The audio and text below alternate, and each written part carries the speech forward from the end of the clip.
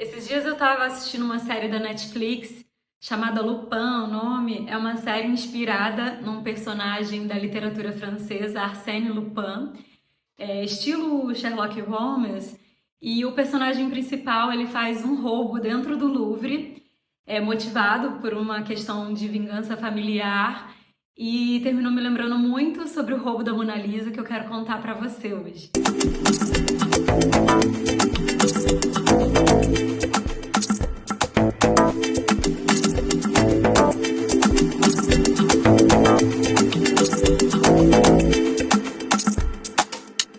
Antes da Mona Lisa ser roubada, é importante dizer que ela era uma obra conhecida mais entre os entendidos de arte, tanto que ela ocupava um lugar discreto, né, no Museu do Louvre, diferente do que a gente conhece hoje. Em 22 de agosto de 1911, um segurança do Louvre estava fazendo a sua ronda habitual, né, passando por todas as salas, e ele entra na sala Salon Carré, que era uma sala dedicada às obras renascentistas, e ele deu falta de uma obra, né?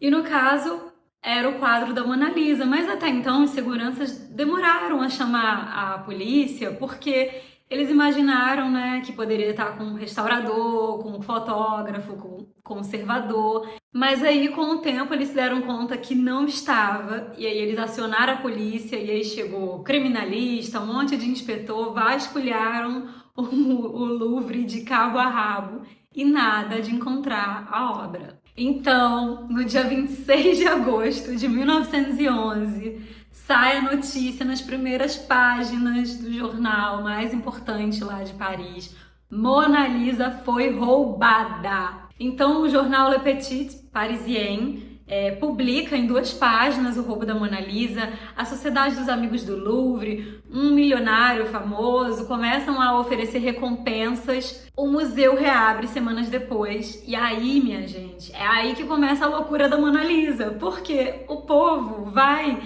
lá no museu para ver o vazio do quadro. E aí começam a deixar cartões postais.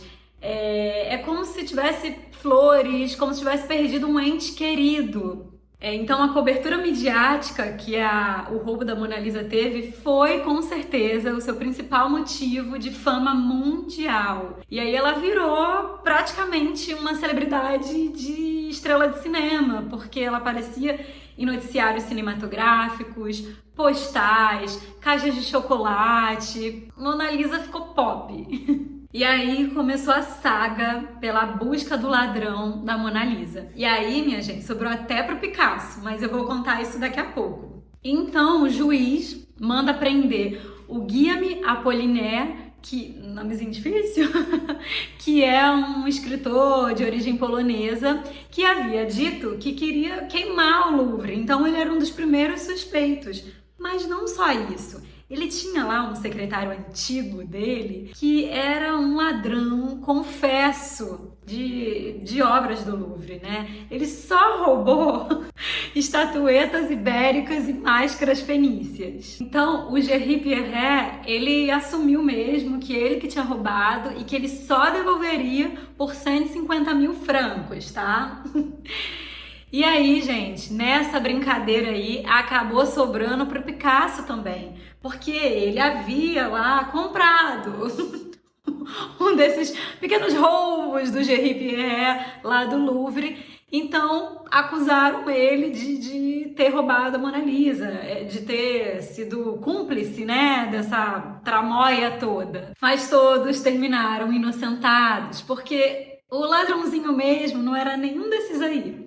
A Mona Lisa, depois de 28 meses, né, há quase 2 anos, aparece de onde ela nasceu, Florença, gente. Mas o verdadeiro ladrão da Mona Lisa vocês vão conhecer agora. E os motivos, esses são imperdíveis. Então o nome do verdadeiro, né, ladrão da Mona Lisa é Vincenzo Perugia. Ele chegou lá no museu no dia 21 de agosto, passou a noite lá. Ele trabalhava prestando um serviço, colocando vidro nas pinturas, né? Então, se foi ele que colocou, ele também sabia como retirar. E assim ele fez, retirou guardou a Mona Lisa, passou a noite lá no museu, saiu pela manhã discretamente, enrolou a pintura lá num tecido e ó, saiu. Então o Vincenzo, ele chega a ser interrogado pela polícia, assim como toda a equipe lá do Museu do Louvre, de historiadores da arte, faxineiros, seguranças, todo mundo, mas parece que ele tinha uma testemunha que disse que ele não estava no local e ficou por isso mesmo. Então ele fica lá um tempão com a Mona Lisa só pra ele e depois ele retorna à Itália, né, tentando vender o quadro. E aí ele procura o Alfredo Geri, tinha um antiquário, e propõe a venda do quadro pelo preço de 500 mil liras. Então o Alfredo Geri arma uma emboscada pro Vincenzo, gente. Ele chama a polícia, ele faz que vai comprar, mas ele chama a polícia. E aí, o Vincenzo vai ser preso com a boca na botija. Mas o Vincenzo não resiste, ele vai preso, ele confessa e ele diz que o motivo do roubo da Mona Lisa foi por patriotismo, gente? Porque ele diz que o Napoleão roubou a Mona Lisa. Na cabeça dele, ele afirmava que o Napoleão tinha roubado a Mona Lisa e era o dever cívico dele trazer a obra de volta para o seu país. Gente, que loucura! Acho que o Vincenzo nunca imaginou que, na verdade, ele ia fazer da Mona Lisa a obra mais famosa de todo mundo, que é super visitada, milhares de pessoas todos os anos visitam a Mona Lisa, e foi isso que ela se tornou, uma celebridade, uma estrela, um ícone. E assim, dia 4 de janeiro de 1914, a Mona Lisa retorna ao Louvre, só que, né, super protegida, e milhares de pessoas visitam ela. A Mona Lisa, ela já sofreu vários ataques depois disso. Em 1956, um rapaz jogou ácido e deu uma deteriorada na parte inferior da obra. Uma moça já jogou uma caneca, já jogaram pedra. E hoje a Mona Lisa, ela é altamente protegida por um vidro à prova de balas e quando você chega lá, fica a quase 3 metros de distância, fica alguns segundos em frente a ela, super protegida, porque, né, gente, precisa, né? Afinal de contas, ela é uma obra que desperta, que provoca amores e ódios, né? Então precisa dessa proteção. E essa história toda em torno da Mona Lisa é o que faz essa obra uma das mais famosas, se não a mais famosa de todo o mundo. E aí, gostaram da história? Então dá seu like, me segue nas redes sociais que tá aí embaixo, curte esse canal, se inscreve e fica comigo que tem muito conteúdo de arte aqui nesse canal.